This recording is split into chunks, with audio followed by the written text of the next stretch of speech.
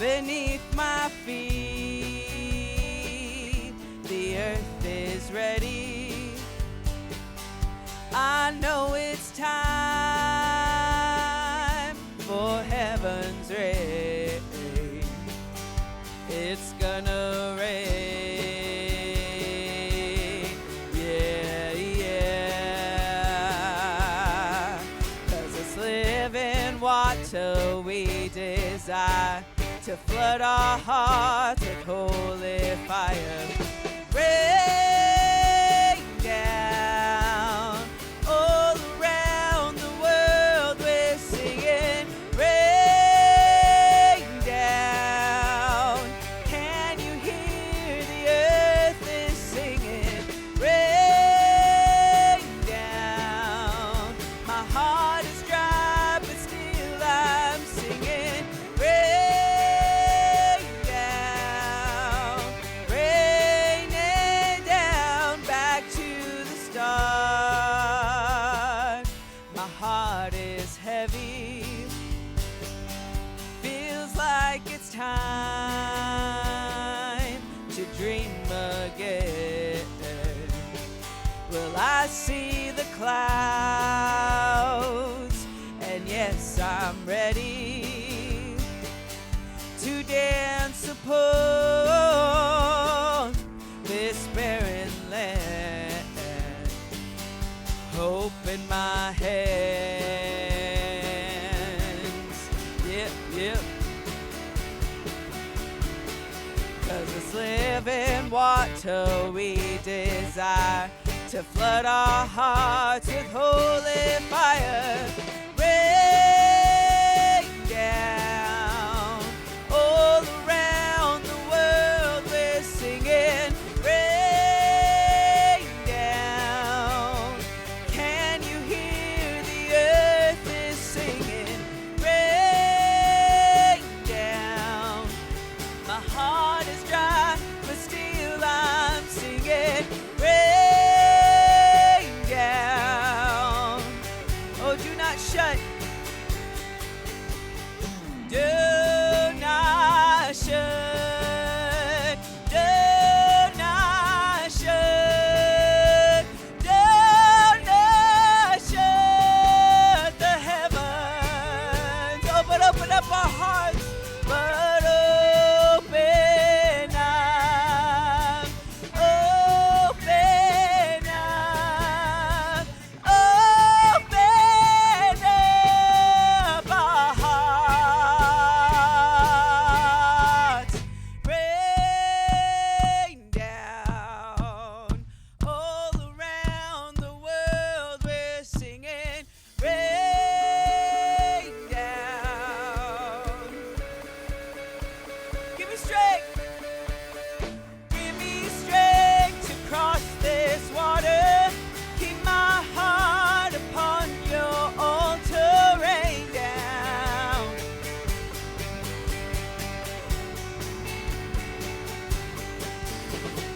Give me strength to cross this water. Keep my feet, don't let me falter. Rain down. Let's sing it one more time. And give me strength to cross this water.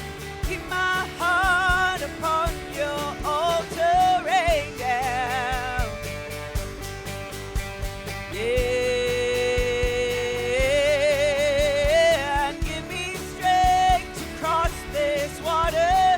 Keep my feet, don't let me falter. Rain down, raining down on me.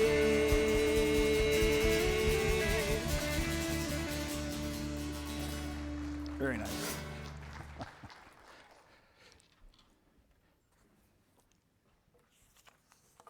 So when I saw the list of songs for this morning, I thought, why did she choose Rain Down? What sense does that make? But while we were singing the song, I realized she chose Rain Down because we're going to be talking about the flood this morning. So it makes a, yeah. Wow. thematic stuff. Okay, let's start this way. A short list of people and societies who also have the story of a great flood that wiped out most of their society. The Menominee, anybody know who the Menominee are?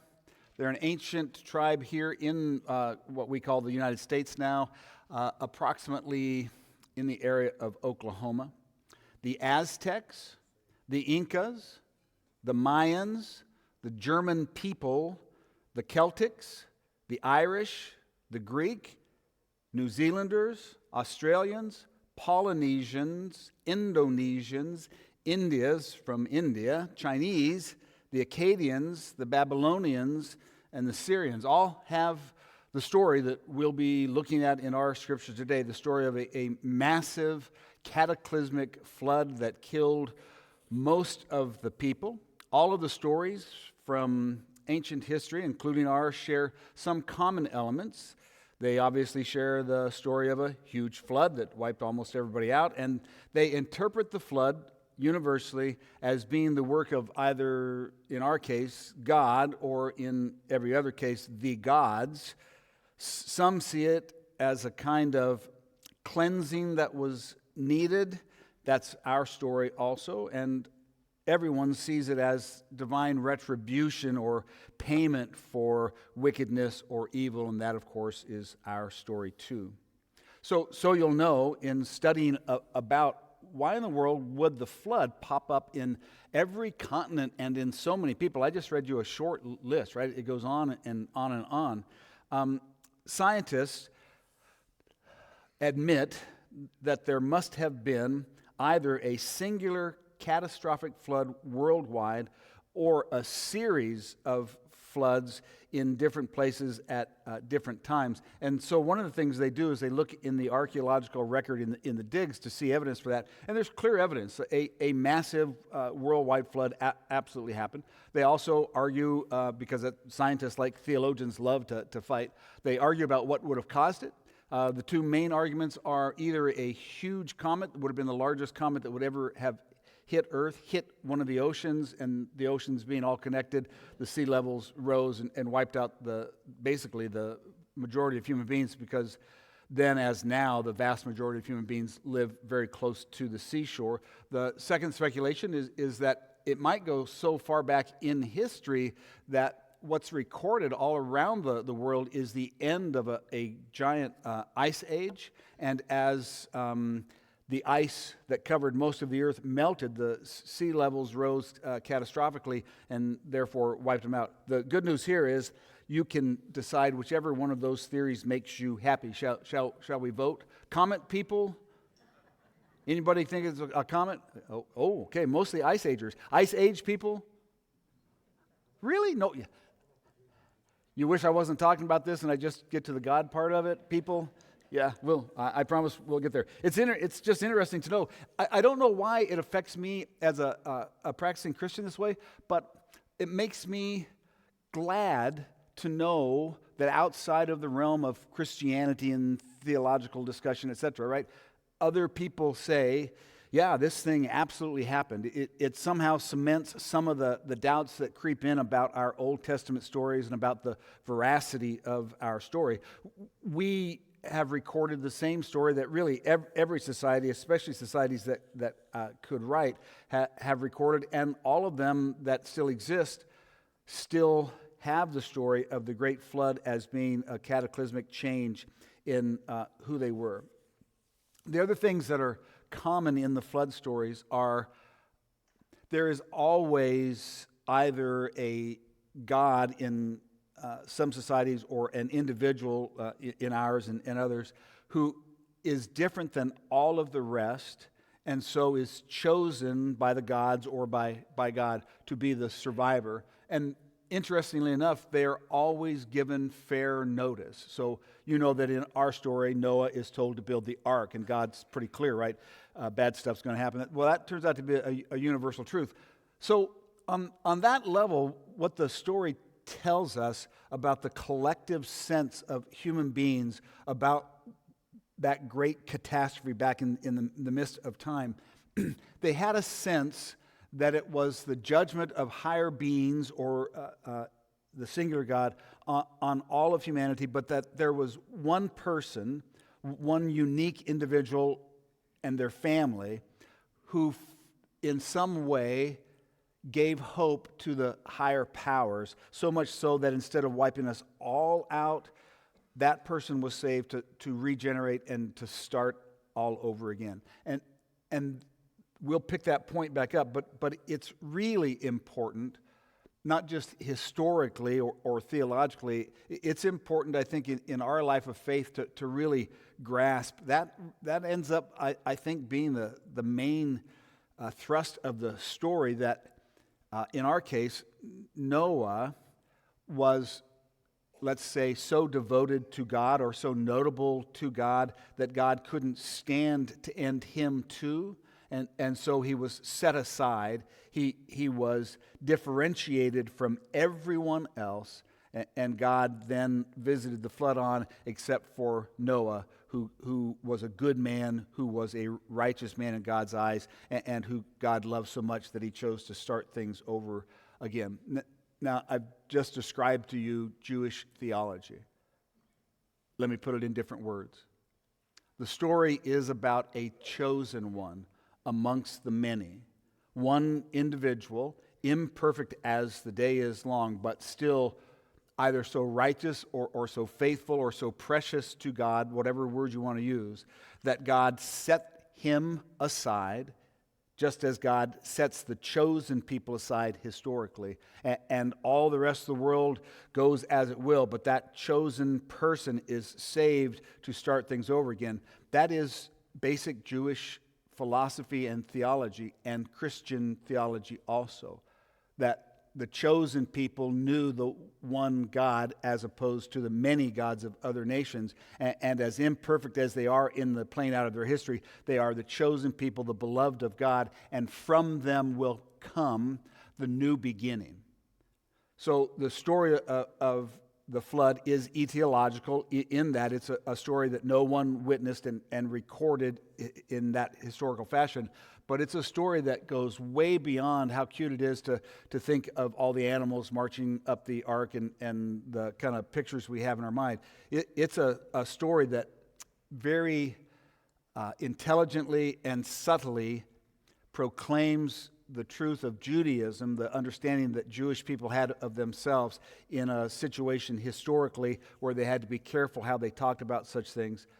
In that way, it's inoffensive to the rulers, the people that were over them at the time that it was published in the form we have it, but it was also inspiring to the people. It was also written, so you'll know, in its final form, just before the Jews who were exiled to Babylon were to return home and there begin again, start anew. The nation of Israel was going to be reconstituted. So theologians and scholars think that in the writing of the first 5 books of the Bible, Noah in the story of the flood was really, really important, right? That a lot of meat gets hung on that bone, and because it is a promise about what has been. It is a promise about what is. The chosen people are, in fact, being saved out of Babylon's hand and sent to start over again. And for Christians, anyway, and for Jewish people, it's a promise of what is still to come. So it has operated in most of history since the exile in Babylon as a primary story and a deep and profound understanding of the mystery of the chosen people and what it's like to worship the one true God. I don't know what happened historically that somewhere along the line, Christians turned it into a children's story with really no meaning at all and began to avoid the hard parts of all the death and concentrated on the cute little animals and stuff. But we eviscerated the whole point and theme of the story in order to make it cute and inoffensive. Here is the deal. It's supposed to be offensive. It's supposed to give us reason to sit up and think about our own existence, our own relationship with God, our own church, our own faith tradition, right? It's supposed to be a pretty sharp story that grabs your attention and alerts you. There's trouble coming, and you're probably going to want to prepare for it. If you don't, then the trouble is going to overwhelm you. You won't be able to get through it this time. that import of the story just gets lost in the, again, I'm trying to be polite, in the insane way that we represent the story to make it fun and cute. It's a story about a Holocaust. Every human being on earth was wiped out except for Noah and his family. There's nothing cute about that. The animals added in, who knows why that detail's in the story, but that's not the story, friends. It's a story about there are consequences if you are not at least in relationship with the one true God. Okay, sorry. That was preaching before it calls for in my text, so I'll stop. Just a real quick history, because this gets confusing to me, so I'm going to move and to represent the two things. So sometimes I talk about Abram and the early people, and they left Mesopotamia, and when they did, they kept stories from the Mesopotamian faith that they came out of, and they kept those stories, but they rewrote them, or they told them in different ways to reflect their new faith. That's a very long time ago. Everybody got that? Abram leaves Mesopotamia, but he retains the stories of his faith, including the flood, but he tells them differently to his children and grandchildren than do the Mesopotamians. Yes? I'm walking through the sands of history. Now I'm way later, thousands of years later. I'm in Babylon. And those stories have been, since the time of Abram and the people who left Mesopotamia, they have been told generation after generation. They've been perfected, they've been nuanced, they've been changed. The meaning that is attributed to them has shifted. They reflect, by the time the people of Israel are exiled to Babylon, they reflect a pretty full-blown theological understanding of God and of self. And in Babylon, in the exile, remember that the Babylonians lost a war to the Persians, and the Persian king said, you can return and reconstitute Israel, but you first have to write laws and the history of your people so that you have a basis to form your society on. And the first 5 books of the Bible are what was produced. So they took stories that were by then written but had been passed down for a very long time verbally. They took those stories and they sat down, a committee of rabbis and who knows who else, and they put them in a logical order for them, and they wrote them in what is their final form so that they met the dictates of Cyrus, the king who demanded those things, but also so that they told the story of the people and they would do the job that was assigned to them. The first 5 books of the Bible are meant to reconstitute Israel and get it back on track where it should be. You got that? So in the first place, Abram leaves with a bunch of Mesopotamian stories, but those stories morph and change because people are worshiping one God, not many. They understand themselves to be chosen and different, so the stories are told differently. In the Mesopotamian story, somebody messes up, and so the gods flood the world, and they have a little target practice with their bows, and that's where the rainbow comes from. So if you were Mesopotamian, you didn't grow up saying ooh and ah about the rainbow. Every time you saw it, you were sure the gods were aiming at you, and you were supposed to straighten up. So that changed over time. Okay, wow, feels like that's a lot. So Abram told the stories, they got recorded, and then they got formalized as fulfilling the rule of Cyrus so that Israel could be reconstituted. Are you ready to hear just the bare bones of the story of the flood? Yes, you are. Well, it doesn't really matter. I hope you are. All right, so I took out all the cute parts, is what I did. It's a very long story. And if it makes you happy, then you can think of puppies and kittens and giraffe and whatever walking on the boat. But I'm not going to read that part. I'm just going to read the bare outline of the story in what is considered to be the most important part. Okay? Here we go. Let's go with Genesis 6, 5 through 8. And so we're skipping through the story quite a bit. Okay, the Lord saw how great the wickedness of the human race had become on the earth, and that every inclination of the thoughts of the human heart was only evil all the time. Cain and Abel comes just before this. The Lord regretted that he had made human beings on the earth. That hurts, doesn't it? And his heart was deeply troubled. So the Lord said, I will wipe from the face of the earth the human race that I have created, and with them the animals, the birds, and the creatures that move along the ground, for I regret that I have made them. And then this odd little thing. But Noah found favor in the eyes of the Lord. They don't dare tell us why, right? Just Noah was chosen. He was singular. He was different than all the rest. All right, let's move then to Genesis 8:13 through 17. Way down in the story. But the first day of the month of Noah's 601st year, the water had dried up from the earth.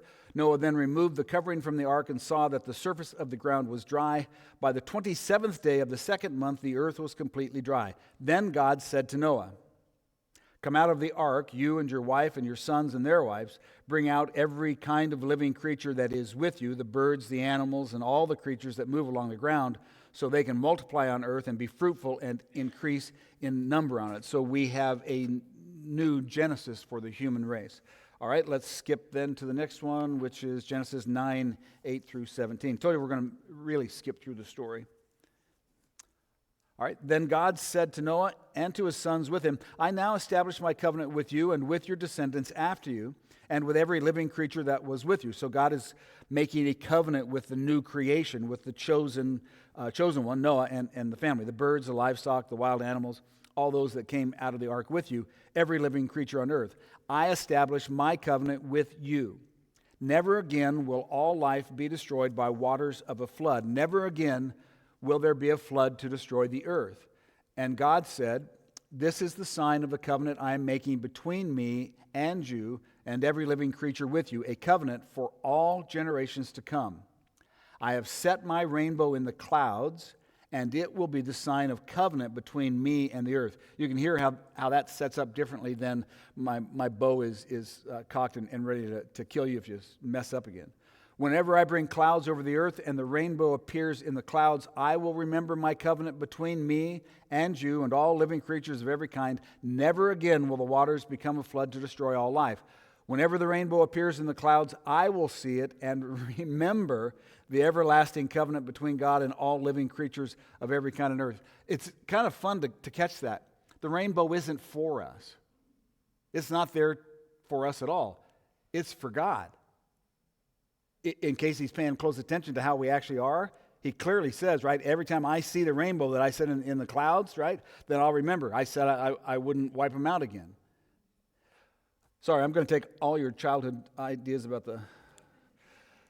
So God said to Noah, "This is the sign of the covenant I have established between me and all life on earth." Now we'll finish up with this, Genesis 9:20 through 25. And I am so sorry to have to read this to you. I want you to remember I didn't write it. If I had, the story would have a happy ending. Are we agreed on that? Okay, don't shoot the messenger. Many people don't have any idea this is how the story of Noah ends. It's disconcerting. Noah, a man of the soil, proceeded to plant a vineyard, and when he drank some of its wine, he became drunk, and he lay uncovered inside his tent. They've written books about what that phrase means. Ham, the father of Canaan, saw his father naked and told his two brothers outside, but Shem and Japheth took a garment and laid it across their shoulders, and then they walked in backward and covered their father's naked body. Their faces were turned the other way so that they would not see their father naked. When Noah awoke from his wine and found out what his youngest son had done to him, he said, "Cursed be Canaan, the lowest of slaves will he be to his brothers." Did you know it ends up with a drunken, angry, cursing Noah? They leave that out of most of the children's versions, I think. It's been a long time since I read them. Let me point out a couple of things that are important because the story is written actually very, very carefully. So one of the things that the Jewish people really resonate with in this story is that Ham, who is cursed by his father in the restart, he is called Canaan, or he's going to Canaan. Canaan is the promised land. And as the story plays out going forward, the Canaanites will be the blood enemies of the Jews. So that little detail makes it into, in that way, symbolically into the story, right? So the beginning of the Canaanites, who the Jews, after the time of Moses, will have full-blown warfare with, well, they are the sons and daughters of Ham, who somehow shamed his father in the aftermath of the flood. Right? That's in us. We're the chosen people. And the Canaanites, they are not the chosen people. Okay, so let's think of things this way. A really big thing happened a long time ago, tens of thousands of years ago, a very, very long time ago. And all human beings on the face of the earth were so impacted that they have continued to tell that story of that time even to the modern day, even if they queued it up like the Christians have. And with that idea in place, let's remember also that we believe as a fundamental truth in our faith that Scripture is the revealed will and truth of God. Now, we've talked outside of the Christian theological framework of how the story came to be. And I want to say a word about this. We'll cover this again and again and again because it's very important. The idea is that the revelation of God's will and truth is progressive, and that God works in and through the mess that is humanity in order to get His word planted and then eventually recorded and then eventually canonized. And it's a messy process. You might know, if you've ever served on a committee, how things go. So the revelation, the full revelation of God, is progressive and long-term. This is a very early revelation of God, and it literally took thousands of years to take its form and to get recorded in the way that we have it. So it isn't the case that when I say, well, they redrafted the story from Mesopotamia and everybody else has a story, it isn't the case that I'm suggesting to you in any way, shape, or form that it's not a God-given story or that it isn't true. Quite the opposite. I'm suggesting to you it's absolutely true, but it comes through progressive revelation, not through the golden pen of somebody sitting down in a trance and recording the story. I put a part in there for the better students in our church to show you how messy progressive revelation is. In the first part of the story that we read today, God clearly said He was going to wipe out all of the animals and everything that creeped upon the earth, etc. And then the very next reading that we had, God was telling him to bring all the animals and all the crawling things off the boat. Well, the stories are messy, right? They came to be in the way they came to be, but the revelation of God's will and God's character and the statement about our proper relationship with God, it's absolutely in that story, and it is what God revealed to human beings. Our job is to be respectful and to find those things in these kinds of stories. Still okay? Right? I feel guilty. I feel like a snowblower, right? We're just piling up information for you before we even get to the point. But here we go. Nudge your neighbor a little bit. Give him one of these. Yeah, all right. He's going to make a point now. So what are we supposed to learn from the story of Noah? Man, there's a bunch of stuff. It's the coolest thing ever. Number one, wow, we don't really ever change, do we? Since Cain and Abel, what's our solution? I believe we should kill those people, and then things will be better. And if you can't kill them for whatever reason, lack of opportunity or the realization they might shoot back, then what do? You try to kill their spirit by talking behind their back, and right, you tear them down. You divide yourself into little groups that think other little groups are all the problem. It has never changed. Right? I watch lectures all the time about the progress of human beings from Stone Age to modern society, and I always am struck the same thing. Wow. If anything, we've just gotten way, way better at it than we ever were before. Witness that today we live in a technologically advanced age where we have the capacity to wipe out the whole human race with just a few bombs. We are really, really, really good at the whole killing thing. I'd like you to notice also, so far, it really hasn't worked. We have killed each other incessantly since the dawn of time, and human beings as a whole, not really better right now. Got it?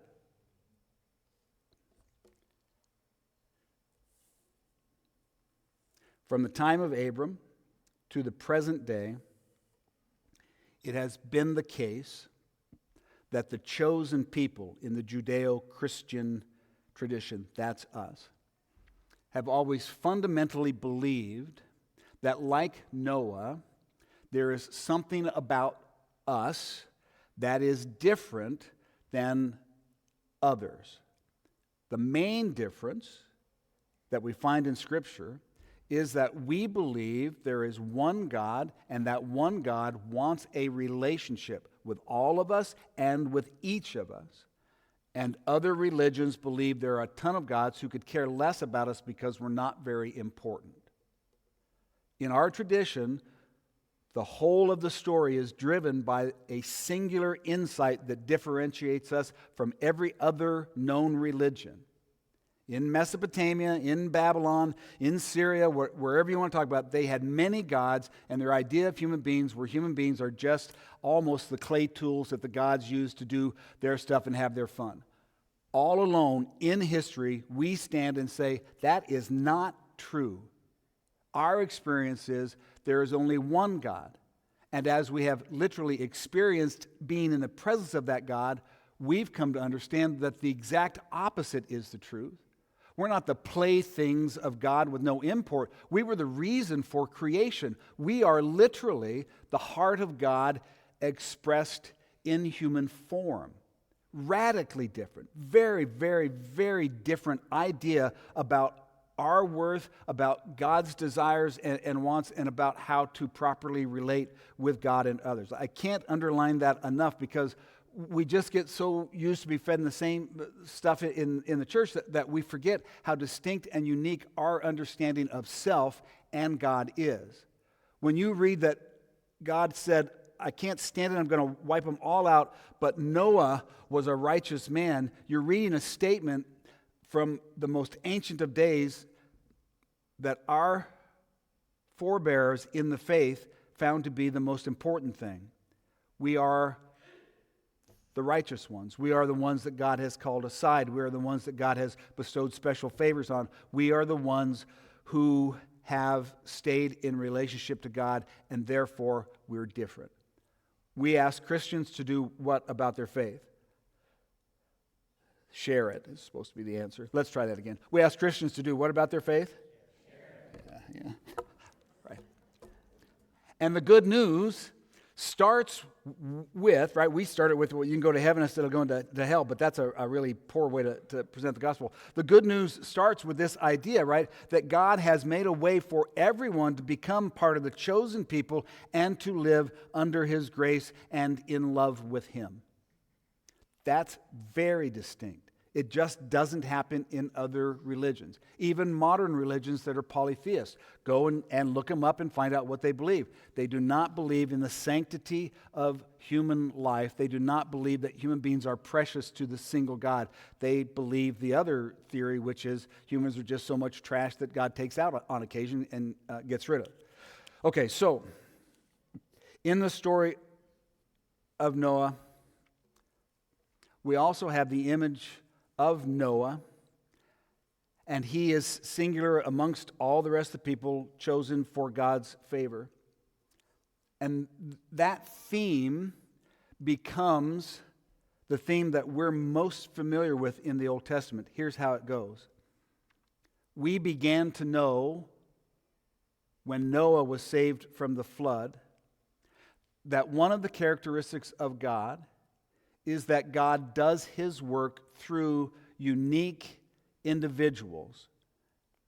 And in the Old Testament, that develops into the belief that God had planned, for lack of better words, another Noah. That at some point in time, there would be another one, another individual, different than all of the rest, who God would send, and that person would, through their life, somehow perform the act of saving others for a restart of humanity. I've just described the New Testament to you. So Noah, who's quite imperfect, is the first archetype of what we would come to know as the Christ figure. Jesus is the fulfillment of that understanding of that sense that the ancients had, that if God did it once and twice in the Old Testament, then he will do it again, and at some point he will do it fully and finally and perfectly. The whole of the Old Testament begins to point towards that conclusion to history at that point, born in the form of the one whom God favors. This is my Son, upon whom my favor rests. Listen to him, is the description of Jesus in the New Testament. So the story is not just some ancient story about a flood and whatever. It really is the seed that will blossom as people come to understand more and more about God into our story. And our story is, we are blessed to live in the beginning of the new reign that God instituted through the final Noah, through the final Moses, through the perfect will of God expressed in human flesh, through God himself as a human being, Jesus of Nazareth. If you don't see those connections, it's really easy to drop into magic thinking. Well, when something bad happens to me, it's because God is mad at me, so he shoots the bow at me. When something good happens, it's because I've done good and God rewards me. That's not our faith tradition at all. Our faith tradition, as far as those things go, are that we ought to be minding our P's and Q's and waiting for God to act again in history in the fullness of Christ, which we have. All right, a quick rundown of what makes the chosen people understand themselves to be different than all the rest of the world. Those who worship one God and do not believe in polytheism or in no theism, no God at all, have these differences. And these are the concrete differences. Polytheists have little respect for the sacred worth of human beings because human beings are understood to be here for the pleasure of the gods. Monotheists understand that human beings are the pinnacle of creation and therefore are endowed with sacred worth, and that they should treat one another as if that were true. Polytheists believe, because human beings have very little value, that the king, who is specially appointed by God, could and should do what they want. To wit, if the crop doesn't come in, or you lose a battle, or other bad things happen, you should sacrifice children to the gods, or to the god of war, or whatever it is, right? So literally, throughout history, they've gone and plucked kids out of their parents' arms and gone and slaughtered babies to teenagers in the hopes to appease the gods and make them happy so that they'll remove the curse that has begun to fall. That comes from a distinct view of humanity as not worth much. Monotheists do not practice that. The next big story, huge story that everybody knows will be Abraham as an old man thinking that he was supposed to sacrifice his son, and God calling off that sacrifice because that's not what God is and not how we understand God. Polytheists believe that pleasure of the flesh is the primary goal and motivator of lesser human beings, and so they developed cults of prostitution in which young women and young men were again taken from their families or from their villages or whatever and brought to the capital, and they worked in the temple of prostitution against their will, I assume, and when they were finished, they were then sent back to produce children. But there's an incessant slave market for human sexuality that went on all of the time and was woven into the fabric of human beings, again, based on the idea that polytheists have that human beings have very little value, and the only value, the ultimate value of human being was to produce other human beings, and the cults of prostitution were the best means to produce the most babies with the least danger or fuss about it. It's disturbing to us to remember this. It's historically accurate and true. In that world, or out of that world, comes Abram, the first of the chosen people, and because our view is that we are sacred, the pinnacle of creation, and that each one of us endowed with the image of our Creator, it's foreign to us. It's not only foreign to us, but in truth, it defines evil to us, does it not? What do you think of a society that kills children to appease a God because the crops didn't come in as well? So do you think, well, that sounds reasonable to me? That's how. No, of course not. Because we are inheritors of a tradition that say human beings have sacred worth, and we don't treat our children that way. Right? We want to care for them and bring them along and treasure them because they're gifts from God to us. Radically different in the everyday understanding and the operation of society and human life. The chosen people treasure human life because it's made in the image of God. All other religions, polytheists, and in the modern age, people who forswear any belief in God, always predictably default to the belief that human beings are there for the powerful human beings' pleasure, or they're there to be used by whatever, the few, the elite, for whatever the purpose is, and their life or death or cares matters not a bit because they have no intrinsic value. You know this is going on all around the world today, do you not? If you want to divide the great controversies of our time, ask a simple question. Are the things that follow on the heels of the belief system, are they humane and kind and loving, and do they show a treasuring of the worth of human beings? Or are they sensual? Are they short-term? Are they caustic and toxic and harsh and show very little care about the average person who gets swept up in it? The story of Noah is not a children's story. It is a definitive first breath of things that are immensely important in our world. It is the first statement of our people, of the monotheists who have a relationship with the one true God, about the worth of human beings and about the attitude of God towards them. The story hinges on this. When it was done and only Noah was left, Noah immediately disgraced himself. But God so loved him that Noah was not taken. He then became the first patriarch, the progenitor of what would become Judaism and Christianity. It's a story about God's forbearance out of God's love for human beings. The rainbow is for God to see us through so that we look better than we actually are, drunken in our tent, cursing our sons. It isn't a weapon pointed at us to keep us in line. We are fundamentally, in our faith tradition, really instructed in basic stuff. Other people matter just as much as you or me.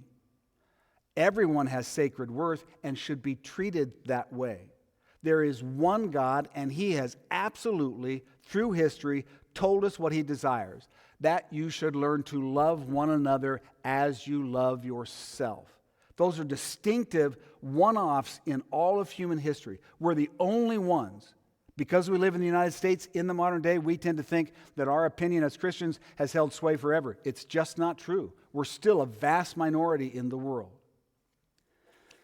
Okay.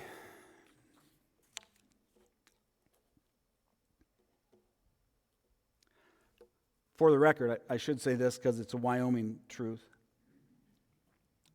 Drunk and angry is no way to go through life. That was free. Other than the broad strokes of history that I hope you find interesting too. It's fascinating to me to dig into all of this stuff.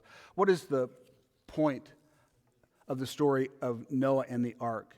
It differentiates monotheists from polytheists. It certainly hinges on a profound understanding of the worth and the dignity of human beings, which should manifest in the way we treat each other and try to be with one another. It insists that God is absolutely in love with us and wants to give us as many chances as it's possible to give to come around and to be in proper relationship with Him. Here is how that translates, I think, into individual living.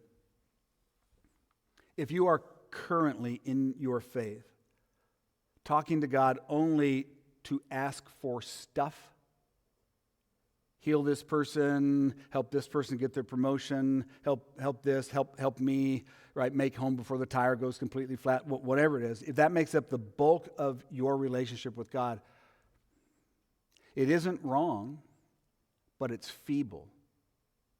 It is absolutely missing the beauty and the power that God offers us. Our relationship with God should be based on these fundamentals, that human life is precious. And if you're paying any attention, then you know within a mile of this sacred space, there are lots of people whose lives are not living out in a sacred, precious way. So we are called, in light of the knowledge that's laid out in the story of Noah, to willingly transform the way we see life and the way we relate to God. Our prayer life, our desire for God's working in this world should go so far beyond the petty little things that we think we want on a daily basis. We should be praying all of the time for people who we don't like, whose way of life and the things they say they believe and the things they stand for absolutely seems opposed to Judeo-Christianity. Our prayer should be that God would move in their life to open them up to the richness and the beauty of having a relationship with the creator of the universe. Our daily prayer should be for people who are just making us cringe or who we really feel are the problem. And we should ask God to do something in their life, and we should hear the reply to that prayer, because it's always the same.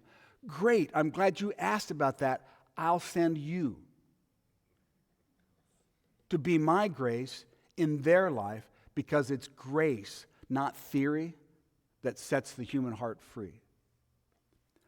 When we look at this primal story in our tradition as it's been shaped and come to us through God's progressive revelation, we see an exquisite understanding of the love that God has for all of us, and of God's acceptance that we're never going to be perfect in following Him, but we can be better. So, a couple of last things for you, just for fun and amusement. That's when the trouble started, we said, with Cain and Abel, right? And that's when it got worse, we say, with the flood. So humanity was almost wiped out by water, and one guy floated on top of it. And that guy effectively was a savior of sorts, since he saved human beings, yes? Do you know where else that happens in the Bible? Water gets parted in the Bible, doesn't it? And the children of Israel walk through it. No flood's ever going to take them again. And then there's a guy in the New Testament who walks on water. And for a second, those who believe in him, they have the power to walk on water too.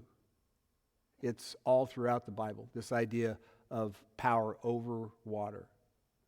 Jesus walked on water, Peter did for a little while, and then he had to be rescued again. What I would say to you is the link between these ancient, beautiful stories and their truth and our lives is pretty clear. We're linked up with the one who created water in the first place. And his desire for us is that we would go out into the devastation of the world that doesn't know the one true God and be graceful and be loving and look past, as much as we can, the drunkenness and the anger and the hatred, and try to find a way to love them even as he has loved us. And that is the definition, friends, of the Christian mission.